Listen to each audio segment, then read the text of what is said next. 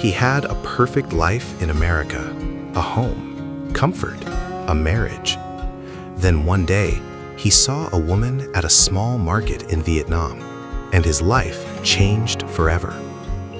20 years later, he had collected more than 1,200 cultural artifacts. His wife had left him, and he told me, "I don't regret a thing." This is the true story of a Vietnamese American man who gave up almost everything to preserve the culture of an ethnic group that wasn't even his own. Stay with me for the next 20 minutes.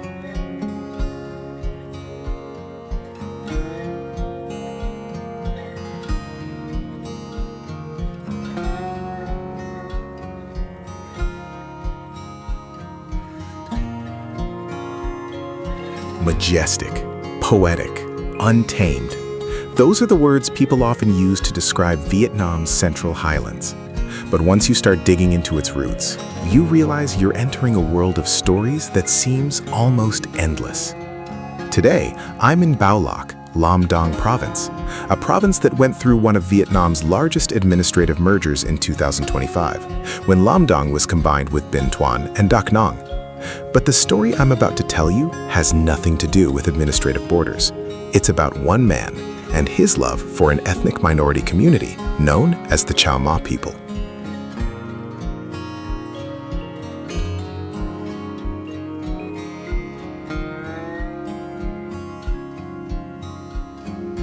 This is No Dinh Hieu.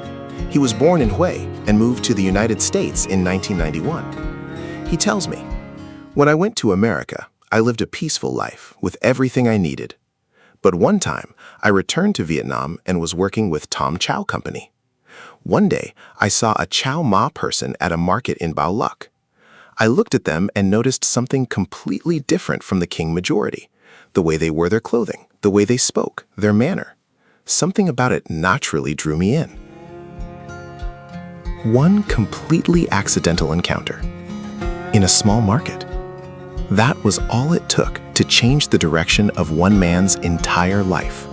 At first, he learned through books and articles, because even though he was Vietnamese by blood, he had spent decades away from his homeland and knew almost nothing about Chau Ma culture.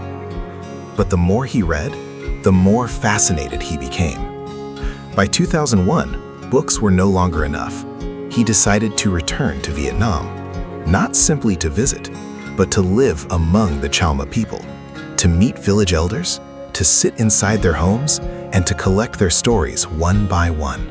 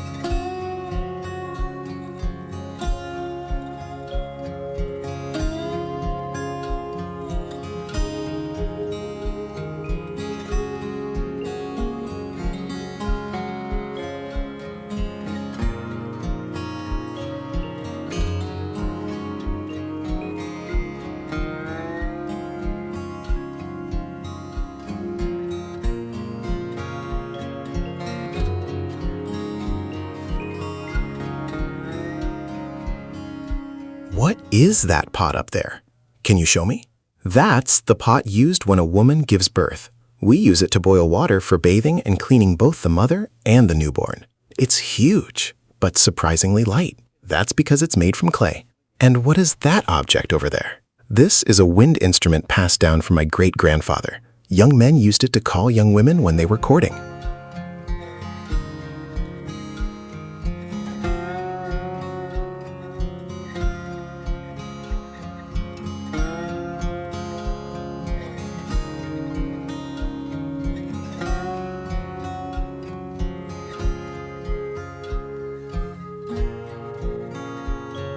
Không kêu anh. Chắc biết nó โอ้ใช่ใช่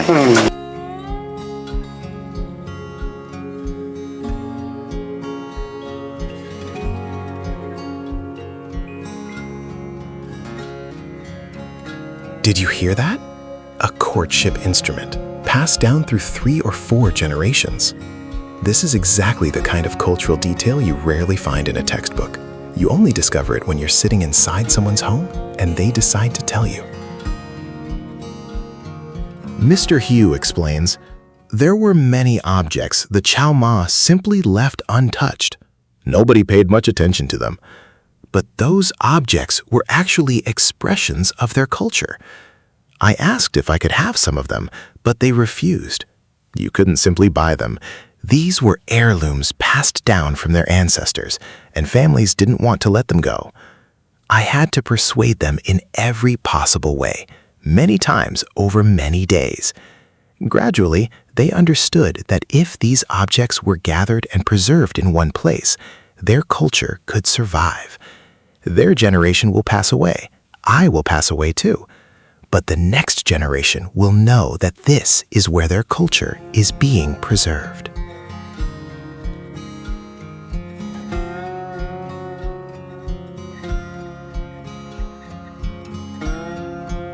This wasn't an antique collector simply buying old things.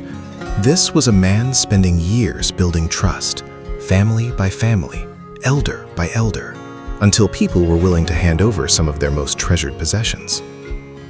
This instrument is incredible. The hardest part is inserting the reed correctly so it makes the right sound, the sound used in courtship. That's right, not everyone knows how to make it. Would you let me preserve this one in the collection? I've already collected nearly 1,000 pieces of this type. The Ma people, also known as Chau Ma, are one of the ethnic minority groups of Vietnam's Central Highlands. Their language belongs to the Mon Khmer branch. Communities are concentrated in areas including Lam Dong, Dak Nong, Dong Nai, Binh Phuc, and Ho Chi Minh City. They are known for highly skilled weaving and for traditional blacksmithing using locally processed iron.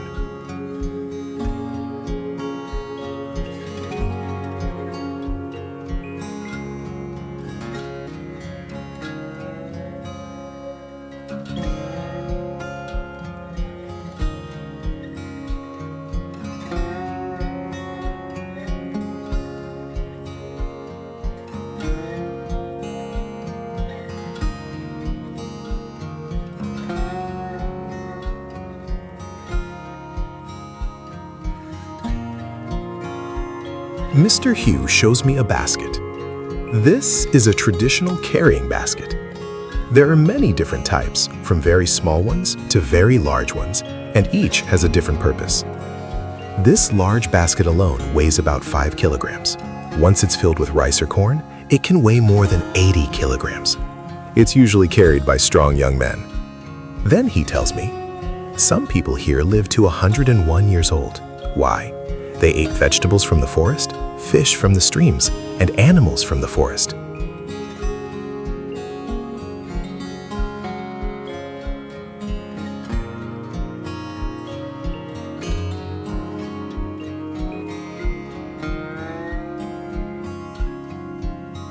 It sounds almost like the longevity formula the modern world is still trying to discover, except people here have been living this way for generations. Then there's the traditional fish trap. The Chau Ma fish trap is smaller than the traps used by the King people. That's because the streams here are smaller and the fish are smaller. But the fish are incredibly sweet and flavorful. Cook them slowly in a clay pot and you can eat bowl after bowl of rice.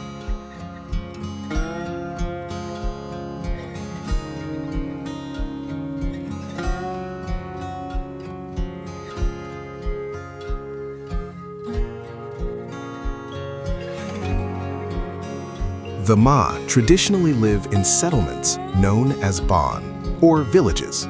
Each bon may contain 5 to 10 long stilt houses. At the head of the community is the Quang Bon, or village elder. The Ma developed a strongly patrilineal social structure, unlike some neighboring Central Highlands groups with matrilineal traditions, such as the Coho and Manong.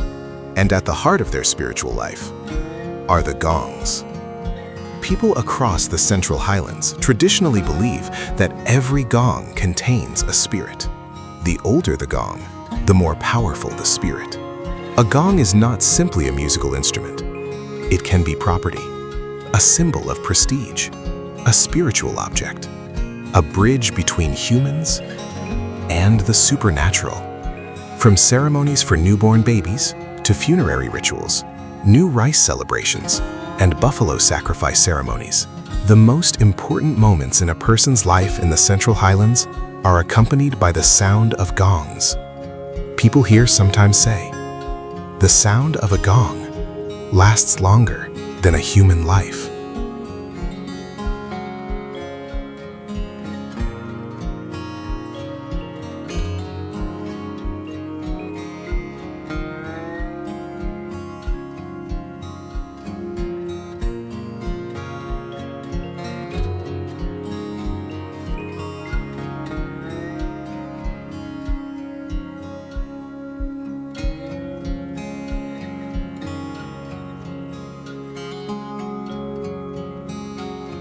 We are fortunate enough to witness a Jong worship ceremony, an ancient ritual traditionally performed by Chalma communities after the harvest. It is a way of thanking the spirits for fertile crops and for a life of abundance. One researcher tells me, Mr. Hieu has spent around 20 years researching and building these collections. They represent an important cultural heritage that needs to be preserved and promoted.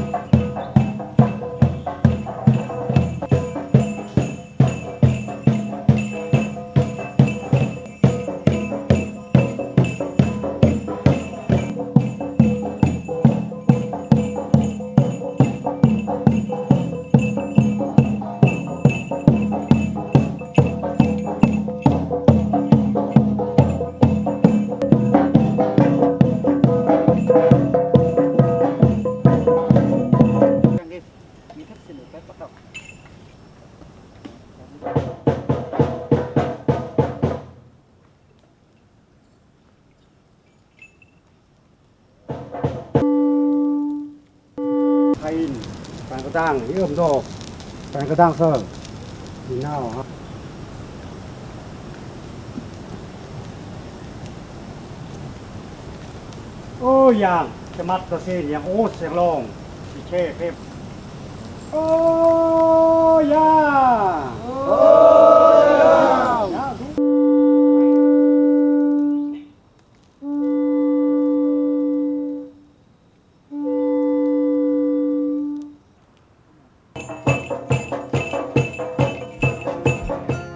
Once he had gathered enough artifacts, Mr. Hieu partnered with the Dambri tourism area in Bao Lac to create a Chalma cultural village. The space was designed to recreate the structure of a traditional Ma settlement. It covers around 6 hectares. And today, more than 1,200 artifacts are displayed inside a traditional longhouse nearly 40 meters long. A visitor named Mariano Salmeron tells me, "This is my first time in Vietnam. I was very curious about the customs of the Central Highlands. It's extremely impressive." Another visitor, Lucille Servent, says, "This is my second time here. I really love Vietnam because the people are friendly and the cultural identity is so distinctive. When I return home, I'll definitely tell my friends about this place." Think about that. A random encounter at a market in Bao Lac years ago has now become a place where visitors from around the world can come and experience the sound of gongs right in the heart of Vietnam's Central Highlands. But Mr. Hieu didn't stop at collecting objects. He also began gathering young people from Chalma villages, teaching them traditional songs, dances, and cultural practices that were at risk of disappearing. He even helped revive 2 traditional chau dances.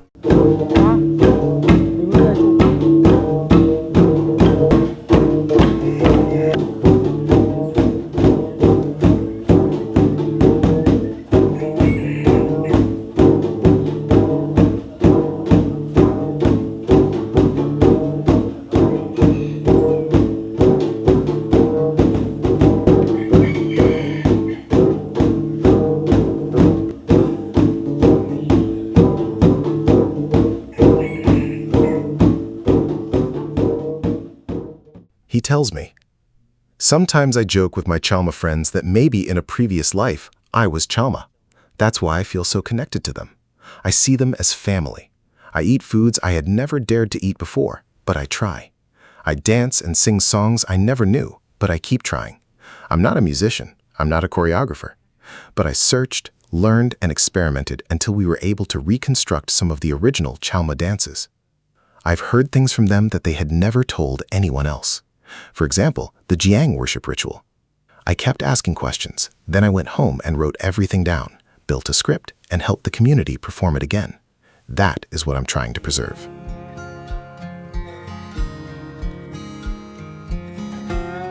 He has no degree in ethnology, no formal training in choreography, no academic background in cultural preservation. What he has is enough passion to keep learning anyway. And Mr. Hieu's story isn't happening in isolation.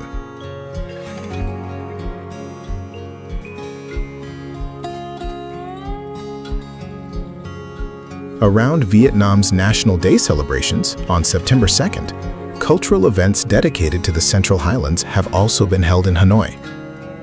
Exhibitions such as Central Highlands, Traditional Cultural Identity have brought Highland traditions directly into the capital. Visitors have had the chance to experience the space of Gong culture in the Central Highlands, recognized by UNESCO as intangible cultural heritage, along with recreated ritual spaces such as the Ba Na buffalo sacrifice and new rice ceremonies, and the Ede tradition of giving a bracelet as part of courtship. One exhibition also presented 100 Central Highlands epics from ethnic groups including the Bana, Ede, Nong, Jarai, and Sedong. These were the result of a large-scale collection and translation project carried out between 2001 and 2011. And here's what I find fascinating. That national research project and Mr. Hieu's deeply personal journey both began at almost exactly the same time. 2001. Almost as though the country, in different ways, was beginning to realize the same thing. Central Highlands culture was in a race against time. And then, Mr. Hieu tells me the sentence that stays with me longer than anything else in this entire film. I don't regret anything. Even when my wife left me, I didn't regret it. I accepted it. When you have a passion in life, once you start walking that road, you keep going. In America, I had a comfortable life. I lacked nothing. Here, I live in the forest and lack almost everything. But inside, I feel peaceful because I'm doing what I truly want to do. My friends in America tell me I'm crazy. They ask why I would choose to live out here in the mountains and forests. But they don't understand. I'm living my dream, even though I haven't completed it yet.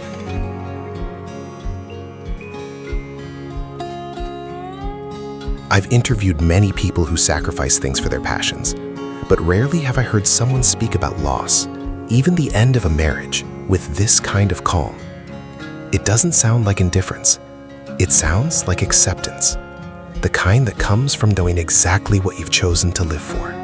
The ancient epics of the Central Highlands were once grand songs about land, water, warriors, villages, and human destiny. Today, people like No Dinh Hieu are adding new chapters to that story. His life may be only one among many stories of people who devote themselves completely to something they believe in, but it also helps explain the almost mysterious pull of Central Highlands culture. A force powerful enough to make one man leave behind the comforts of America, lose a marriage, and dedicate the rest of his life to preserving the culture of a people who were never his own by birth. If this story moved you, hit like, subscribe, and leave Chow Ma in the comments below. Next week, I'll continue traveling across Vietnam, searching for more extraordinary human stories like this one. I'll see you in the next video.